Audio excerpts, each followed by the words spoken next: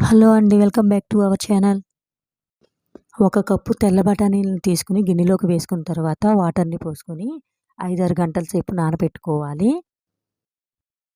ఇలా నానబెట్టుకున్న బఠానీని కుక్కర్‌లోకి వేసుకొని వాటర్‌ని పోసుకొని ఒక టేబుల్ స్పూన్ ఆయిల్ వేసుకొని కుక్కర్ మూత పెట్టుకోవాలి. స్టవ్ ఆన్ చేసుకొని కుక్కర్‌ని పెట్టుకున్న తర్వాత 2 విజిల్స్ రానివ్వాలి. 2 విజిల్స్ వస్తే సరిపోతుందండి. ఇలా ఉడకపెట్టుకున్న బఠానీని మిక్సీ జార్‌లోకి వేసుకొని మెత్తగా పేస్ట్ లాగా చేసుకోవాలి. వాటర్‌తో ఉన్న మిగిలిన సగం బఠానీని పక్కన పెట్టుకోవాలి.